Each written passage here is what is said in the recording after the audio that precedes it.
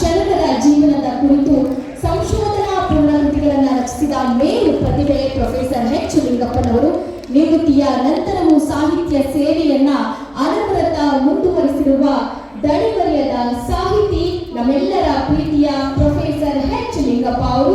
ಚಪ್ಪಾಳೆ ಬರಲಿ ದಯವಿಟ್ಟು. ಇವತ್ತಿನ ಒಂದು ಪ್ರಶಸ್ತಿಗೆ ಭಾಜನರಾಗಿದ್ದಾರೆ. ಅದು ಕಾಯಕ ಶರಣಶ್ರೀ ಪ್ರಶಸ್ತಿಗೆ.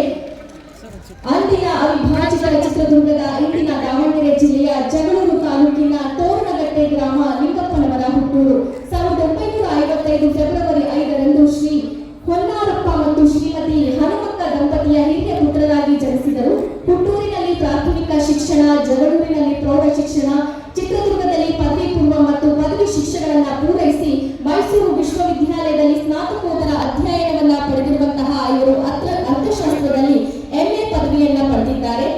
ಹಲವಾರು ಪ್ರಶಸ್ತಿಗೆ ಭಾಜನರಾಗಿರುವಂತಹ ಇವರ ಸೇವೆ ನಿರಂತರವಾಗಿ ಸಾಗಲಿ ಅಂತ ಹೇಳಿ ಕಾರ್ಯಕ್ರಮದ ಮೂಲಕ ನಾವೆಲ್ಲರೂ ಹಾರೈಸ್ತಾ ಇವತ್ತಿನ ಕಾಯಕ ಶರಣಶ್ರೀ ಪ್ರಶಸ್ತಿಗೆ ಭಾಜನರಾಗಿರುವಂತಹ ಪ್ರೊಫೆಸರ್ ಎಚ್ ಲಿಂಗಪ್ಪನವರಿಗೆ ಕಾರ್ಯಕ್ರಮದ ಪರವಾಗಿ ಅಭಿನಂದನೆಗಳನ್ನ ಸಲ್ಲಿಸೋಣ.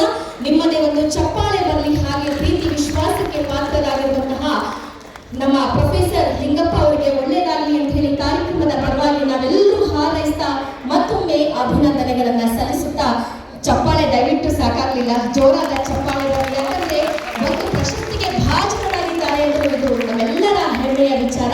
ಹಾಗಾಗಿ ಅವರಿಗೆ ಕಾರ್ಯಕ್ರಮದ ಪರವಾಗಿ ಮತ್ತೊಮ್ಮೆ ಅಭಿನಂದನೆಗಳನ್ನ ಸಲ್ಲಿಸ್ತಾ ಇದೀಗ ಕಾರ್ಯಕ್ರಮ